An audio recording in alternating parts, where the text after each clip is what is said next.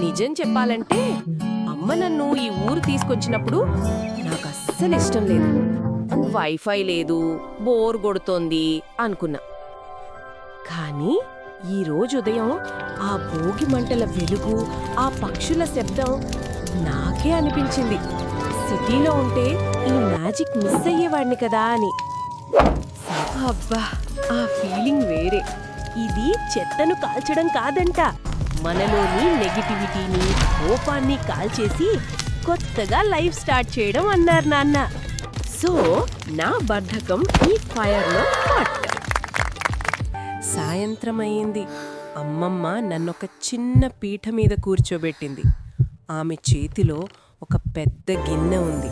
అంతే, ఒక్కసారిగా నా తల మీద రేగిపళ్ళు, నాణేలు గుమ్మరించింది.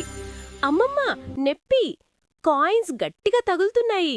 అమ్మమ్మ నవ్వుతూ, ఇవి మామూలు పళ్ళు కావు రిషి, పిల్లలకి చెడు దృష్టి తగలకూడదని వేసే ప్రేమ కవచమని చెప్పింది. ఆ మాట వినగానే ఆ నాణ్యాల బరువు కూడా నాకు ప్రేమలా అనిపించింది. మరుసటి ఉదయం అమ్మ బియ్యం పిండితో ముగ్గు వేస్తుంటే అడిగా, రంగులు వాడొచ్చు కదా అని. అమ్మ నవ్వి, ఇది డిజైన్ మాత్రమే కాదు రిషి, చీమలకి, పక్షులకి ఆహారం అంది. అంటే మన ఇంటి ముందు అందం ఆ చిన్న జీవులకి అన్నమనమాట. మూడో రోజు కనుమ. ఇల్లంతా చుట్టాలతో, పండగ భోజనంతో నిండిపోయింది. ముఖ్యంగా ఆ నేతి అరిసెలు. అబ్బా, అందరం నవ్వుకుంటూ తింటుంటే గుర్తొచ్చింది, నా ఫోన్లో ఇంకా సిగ్నల్ లేదు.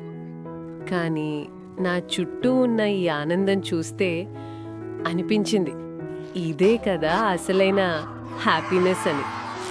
హ్యాపీ సంక్రాంతి.